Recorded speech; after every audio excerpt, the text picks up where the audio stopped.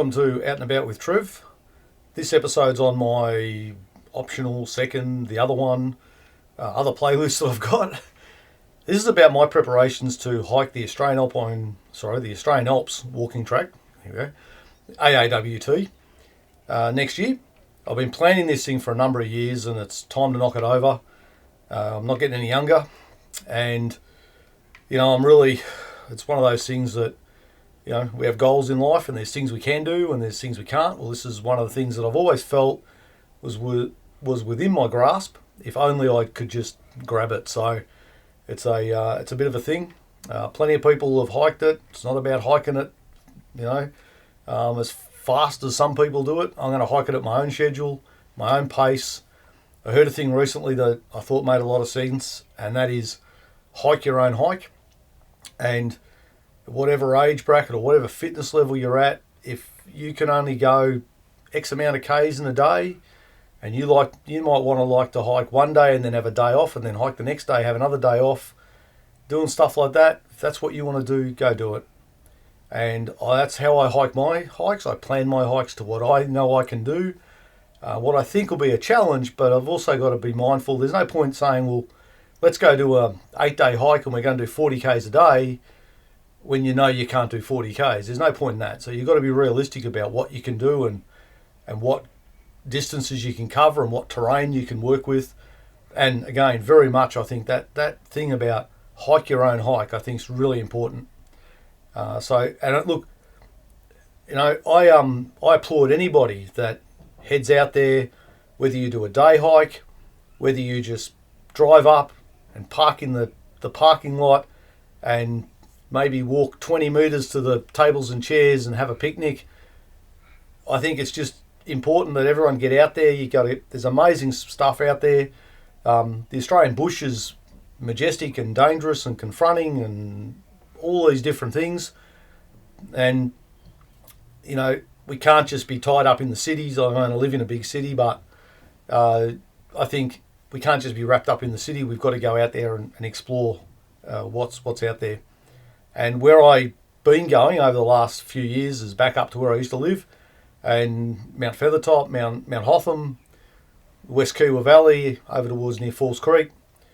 These areas are truly some of the most amazing bushwalking tracks and trails in Victoria. I've also done the Crosscut Soar, and I've been to Kosciuszko and things like that. But Mount Feathertop is a unique mountain. It's very much one of our only real. I don't know what you call it. It's a different mountain.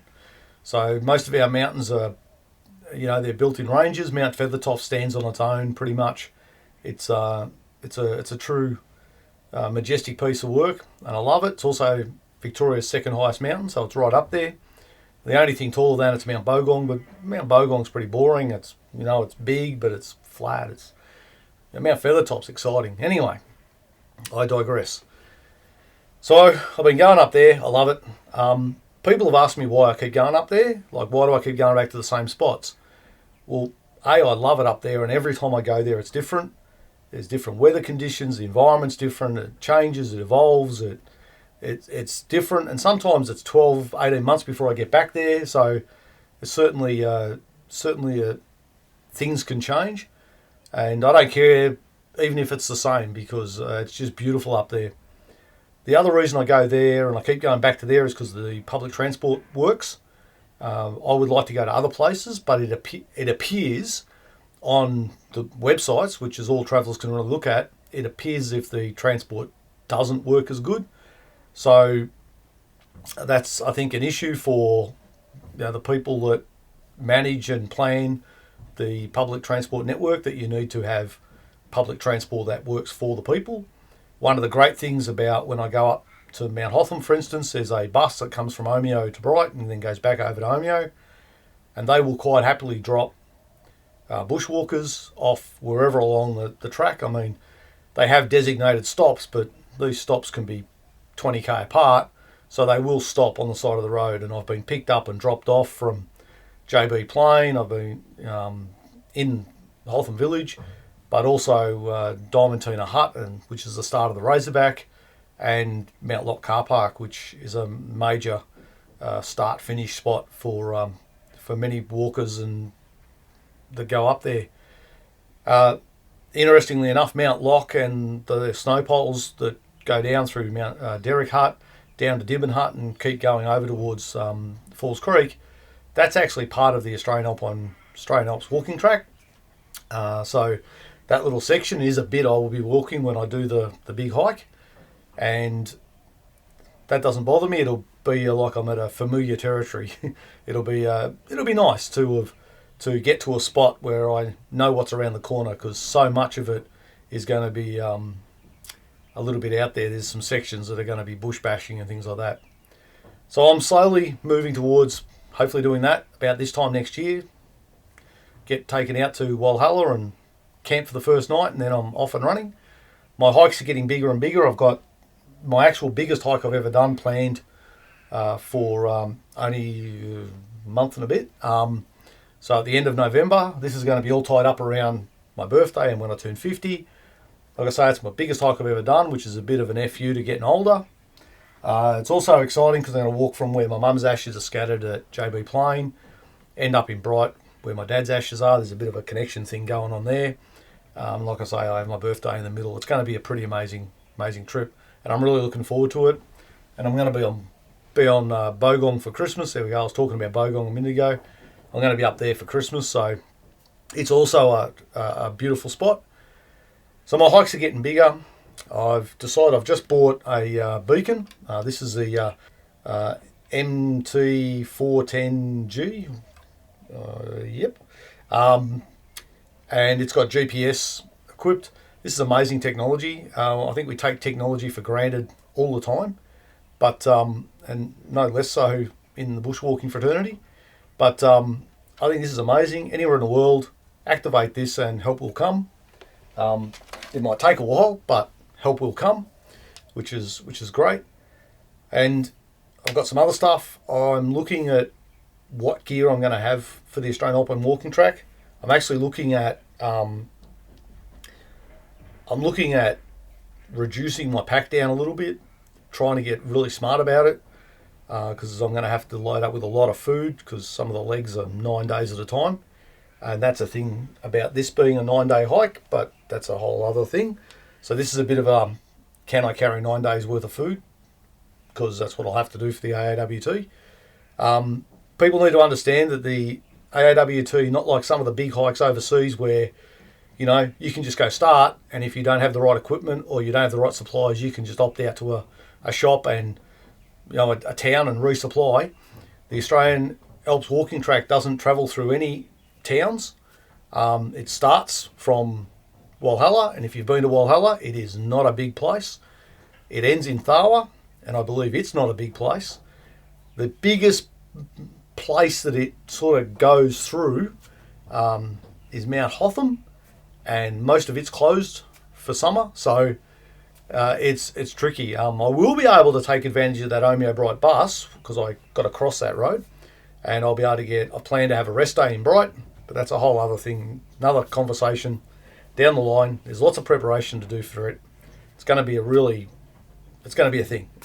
Anyway, in the meantime, part of what I've been doing over the last couple of years is just making sure I've got the right kit, making sure that I'm physically fit. Being fit is one part of it. There's also a whole mental side to going out and doing 50 odd days on your own. And yeah, I do solo hiking. That's what I love, but it does have its tricky moments. You know, if you get problems or you get issues going on, you've got no one else to bounce ideas off. But I like that challenge.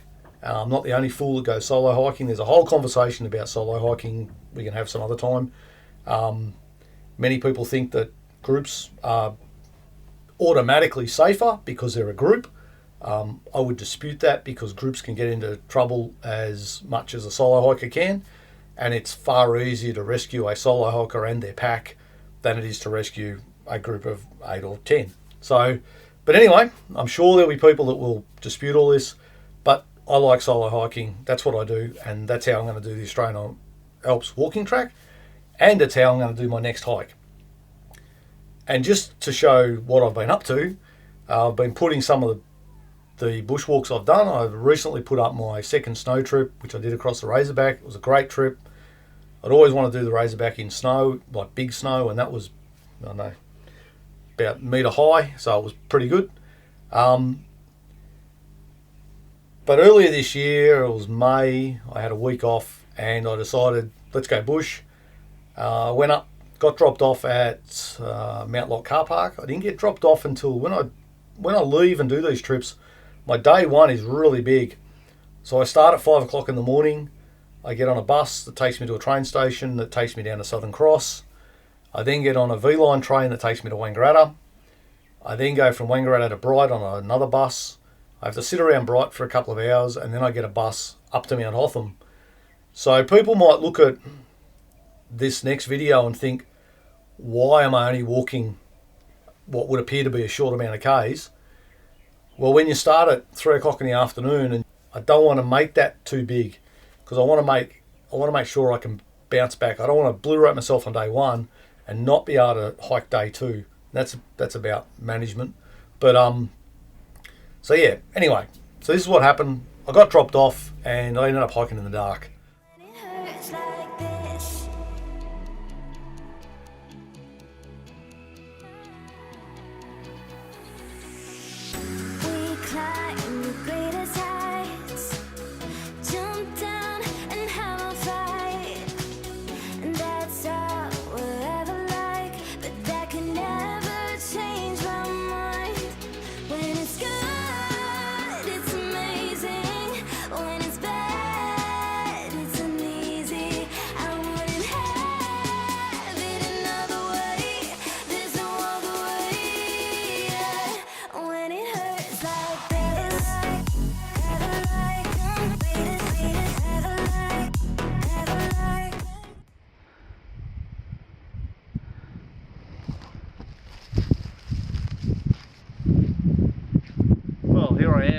Derick Hut. I've just come down from Mount Lock car park. I got dropped off there at about 2:35 p.m. by the Omeo to Bright bus, and it's really good to be able to get there via public transport. I'm here, it's just on 10 past 4, and I'm weighing up a couple of options. I could camp here for the night, and it'd be an early, it'd be good to be able to set up here, but I've got direct distance to Dibbin Huts is 3.2 kilometres. Probably by the time you zigzag a bit, it's probably about 4 Ks. So I'm probably looking at about an hour and a half to drop down to Dibbins. Hour to an hour and a half, I should say. It's going to be dark in about roughly 40 minutes. So I've sort of got to weigh up. Do I set up camp early and, which would be a really good idea. I could, cook up tea at a decent time and get up tomorrow morning and just do that. And I've got to do down West Kiewa and up to Westerns and then to Tawonga Huts tomorrow. I'd only add, that 4K to the whole thing.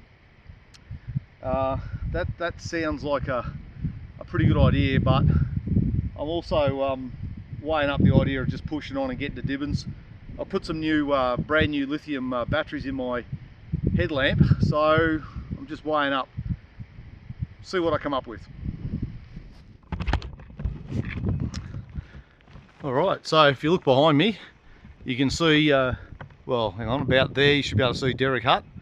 What I've decided is, while it would have been good to set up camp here, I've still got basically, I don't know, about half hour, 40 minutes of daylight, and I thought, well, let's make the most of it. I'm going to head down to Dibbin Hut. I reckon I'll probably be, I might have to do like the last kilometre in the dark, but well, that's what you have a headlamp for. As a rule, I don't like hiking at night, but it'll just put me in a better position for tomorrow. It means I've got a nice cruisy morning, a bit of an uphill to Western Hut, and then cruise over to Tawonga Huts and up onto Mount Jarmathung. So anyway, here's a bit of the track, and just cruising on. This is quite nice. I've come through here when it's been pouring rain, so this is a lot different.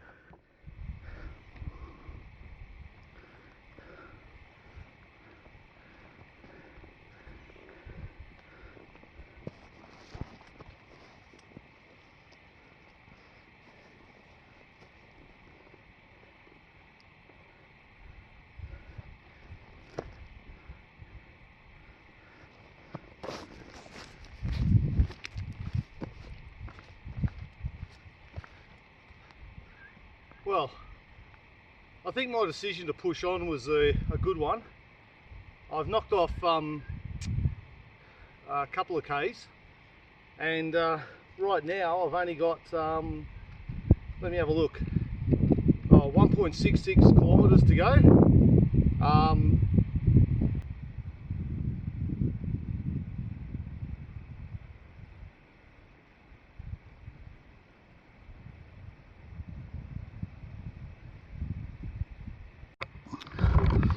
All right, so it's about just about 5:45, and I've just had a break here. I'm about I don't know, about 600 metres direct line, or direct distance to the hut, but I've got to drop still. I don't know, maybe about 180 metres or something. And just got time. It's just got dark, so time to put the headlamp on.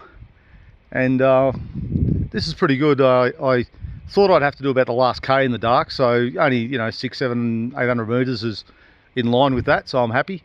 And yeah, I've just loaded up. Next stop, Dibbin Hut, which is my destination for the night, and looking forward to set the tent up and start to chill out and cook up me steak and veggies for dinner. Looking forward to that, and then we'll see how tomorrow goes. But right now I've got the fog rolling in. It's the sun's gone down over the horizon. It's pretty dark. I've just seen some lights way up over here, so there might actually be some other fool out walking around at this time of night as well. So I don't think there's any roads up there. There may be a four-wheel drive track, it could be that, but I'm pretty sure there's not. I'd have to look at the map. So there you go. It was just different. I just saw some lights through the trees. So anyway, time to head down and one last little jaunt, and then I can take the pack off. I always like it when I got that last bit, and I know that the next time I take my pack off, that's it for the end of the day.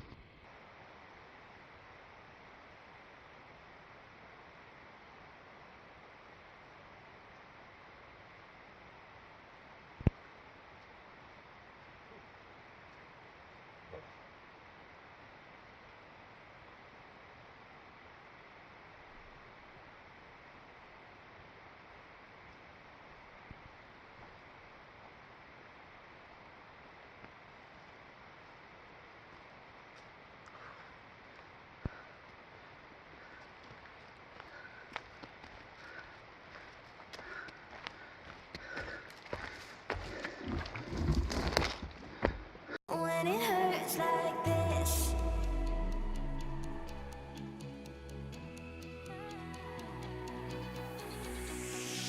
we climb the greatest heights, jump down and have a fight, and that's all we'll ever like, but that can never change my mind. When it's good, it's amazing. When it's bad, it's uneasy. I wouldn't have it another way. There's no other way. Yeah. When it hurts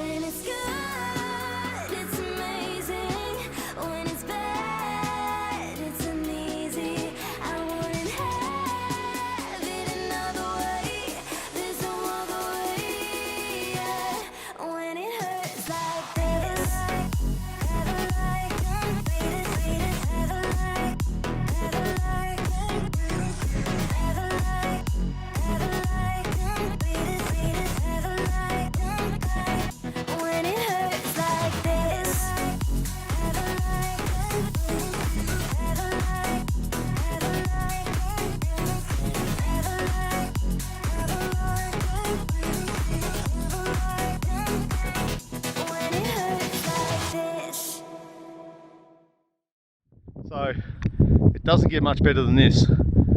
I'm above Western Hut, heading to pole 333, which is out that way, and this is my view. There's Mount Jarmathung, well, the back section of it anyway, and over here Mount Feathertop, and just that ridge rising up on a bit of a diagonal, that's Diamond Tuna Spur, which is a tough son of a bitch. And then back here, there's the track behind me.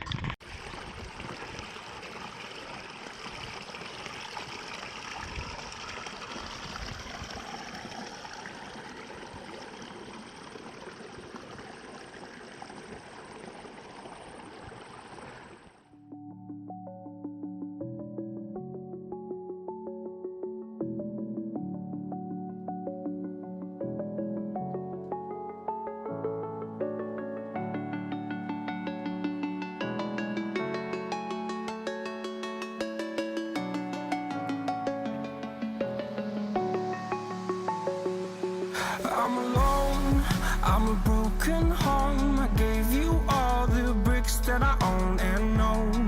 I'm letting go, I'm breaking these walls down, breaking these walls down. If you want adventure, then fly to home. But if you wanna travel, then go alone. Yeah, what's the point in us if I never know? Yeah, if you're gonna leave, I'ma let you go.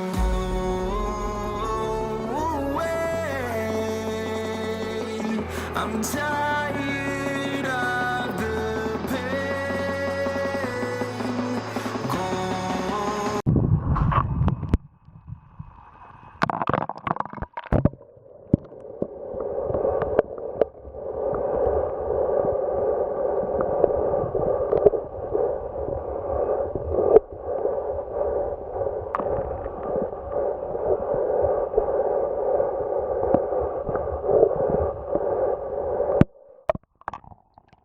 Okay, so I'm on top of Mount Jim now. This is one of the most interesting areas up here on the mountains, and using my GPS,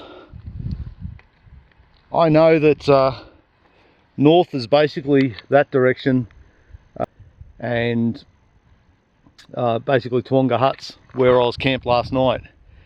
Now, if I look at the map, look at the compass, right here, it's actually pointing pretty right. Now watch what happens as I move forward. You can see the compass is going all over the shop. Now it's probably, I mean, back here is almost completely 360 or 180 degrees wrong. And then we'll go over here, we just move around. Now I'm not moving, now it's pointing north, not there. Now it's coming around, that's probably back here was about right. No, not quite. And then we get over here, we'll get some other. So now I turn around then, now we'll just walk straight again. This is not too bad. But as you can see, it's got some very weird anomalies, and that's why it's marked on the map as having magnetic anomalies. And people might think that, you know, it's not that serious. And of course, if you're using GPS, it doesn't matter. But, you know, anything can go wrong and you may have to use compass. So if you were up here trying to use a compass and you were trying to get a bearing, say to pole 333, which is down over, where is it? Down there. There we go. Down over there is pole 333.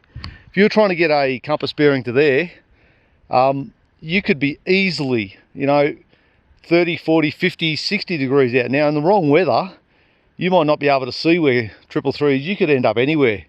So that's why it's marked, and it is a very interesting spot. Also got great views. We've got great views over to, there's Mount Bogong with a bit of early snow on it.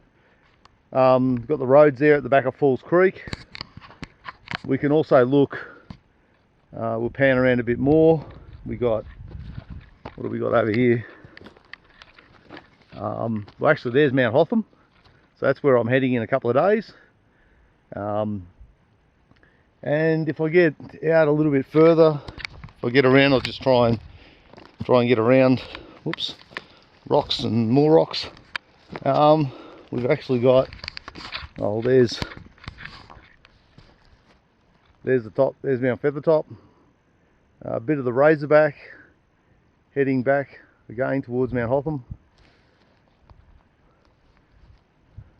Needless to say, very, very specky, and an interesting spot. Anyway, time to chill out and then I'll go back to my pack.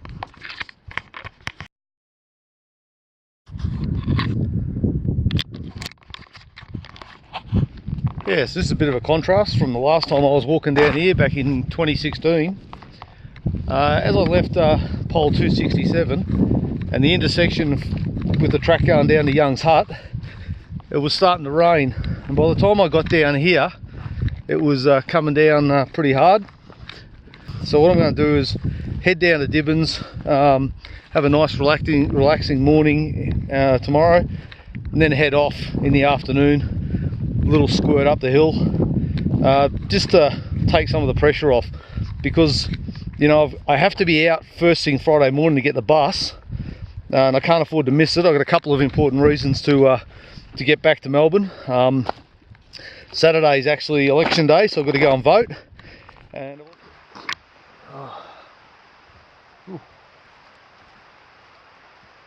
well, it looks like my billy's boiling.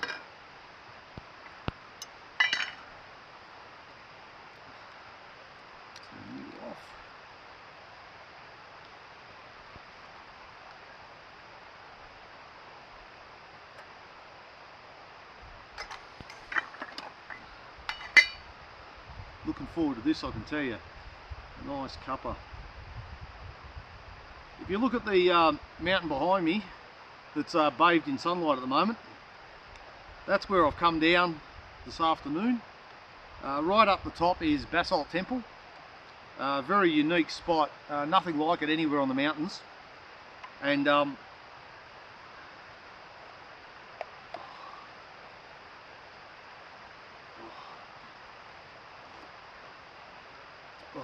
beautiful. Oh, so right up here is Basalt Temple, right up the top. That's the peak you can see, and that's where I've come down. I was up there. Great place to explore. Just a word of caution: if you ever go up there, don't drop anything because it's gone forever. I don't know if it was 2004, 2005. I was up there, and I dropped my pocket knife. So there's a Swiss Army knife up there, and I can hear it go ding ding ding ding ding ding ding ding down through the rock. So it's like I say, it's gone forever. I can imagine archaeologists in 1,000 years will be looking at the place and they'll, what the hell's this thing? So there we go.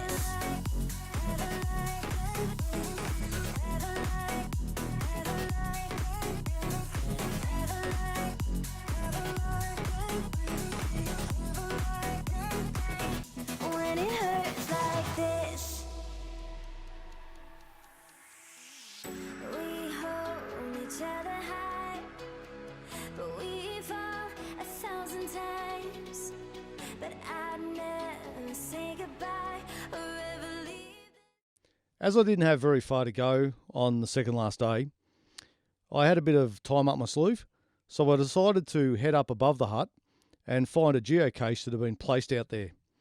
If you don't know what geocaching is, it's a worldwide game where you use GPSs or smart mobile phones that have got GPSs in them. Most of them have.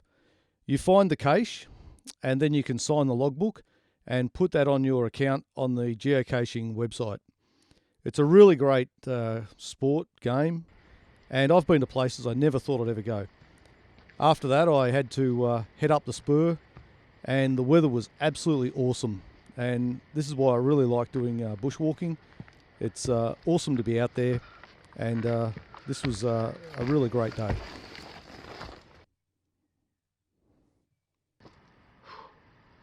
Well, a lot of people sometimes ask me, why do I like carrying my big pack out bushwalking? When you've got views like this, it's absolutely awesome. I've just come up from Dibbin Hut, and I've done this a few times over the last few years. And the last time I was coming up here, it was actually pouring rain, and I had to stop right here. Even when it's wet, you still got to have brakes. But I'm nearly at the top. I'm at 1655 meters. So I've already risen up 300 meters up from Dibbin Hut, so that's not a bad effort. And that's been in about an hour 10, so that's not too bad. I've only had one other stop where I've taken the pack off. Anyway, absolutely beautiful weather. Crazy for this time of year, to be honest. It's almost too good. I mean, the nights have been absolutely freezing, so big frosts and everything. And then the days, it's like, you know, what you'd expect in February. It's actually warm, and the breeze is a bit cool, but it's nice. So in a lot of ways, it's probably perfect bushwalking weather. Anyway, they're back over there's the plains. We've got Young's huts over there somewhere, and behind me this way, probably out of shot, is Basalt Temple. I'm just going to chill here. I'm actually going to have lunch here. It's well, it's 1 o'clock, and then I've got all afternoon. I've only got like a couple of K till I get to Derick Hut, so that I can get out tomorrow morning. But I'm just going to sit here. It's a great spot just to look at the view. Absolutely magic.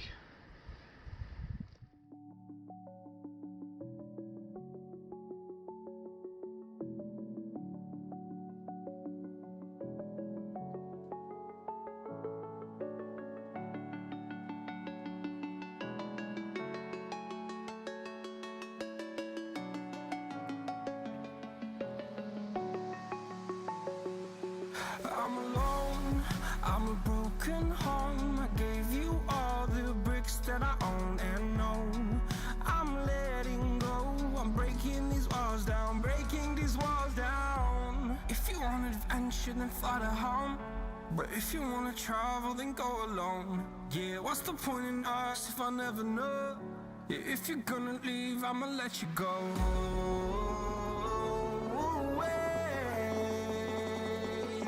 I'm tired of...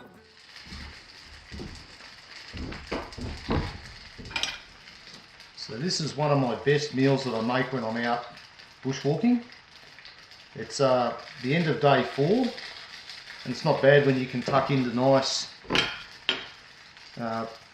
pancakes with a bit of lemon and sugar, a little bit decadent, absolutely scrumptious. And I normally just roll these up a little bit and then sprinkle a bit of sugar.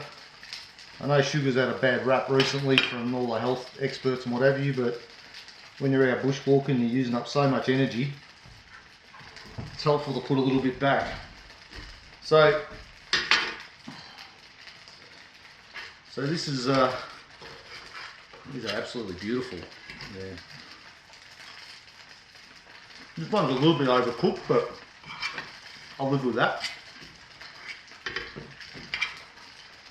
Like I said, it's day 4.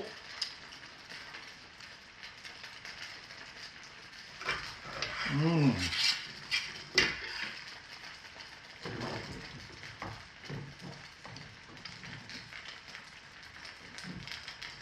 must say, I'm just about full. They're very filling. Go down great when it's cold. Beautiful.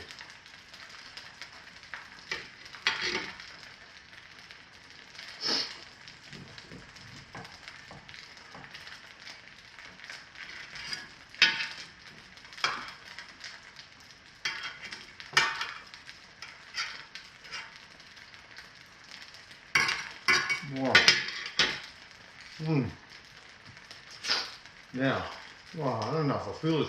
I had this last one, the next one, but I think I'm full.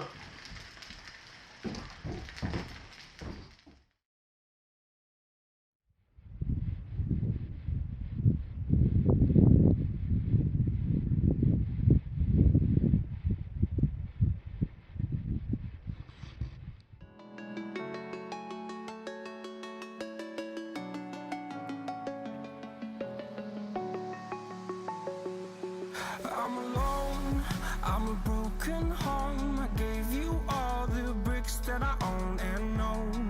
I'm letting go, I'm breaking these walls down, breaking these walls down. If you want adventure, then fly to home. But if you wanna travel, then go alone. Yeah, what's the point in us if I never know? Yeah, a bit of ice here, slippery as.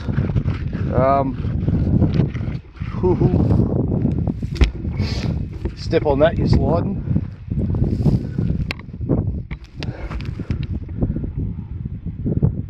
Well, here I am. It's the end of my hike.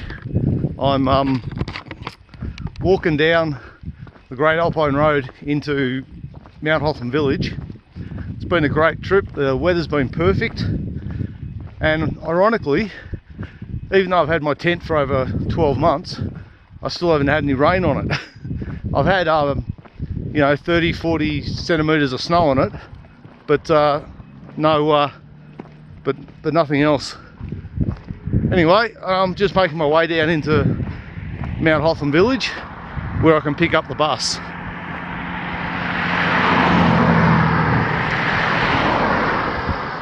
Anyway,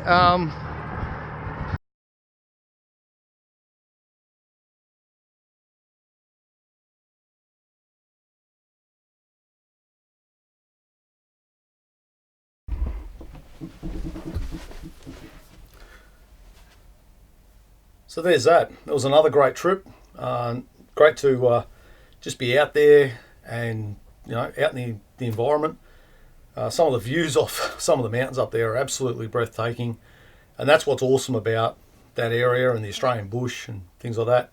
It's interesting, I've had some comment recently from, well, international people talking about how the hell do you go bushwalking with all your snakes and spiders and all the things that are trying to kill you. And it's true, a lot of the things out in the bush are trying to kill us, but it's about, you know, when I'm walking through, you know, long grass down in a valley next to a creek, I'm not wearing shorts, I'm wearing jeans.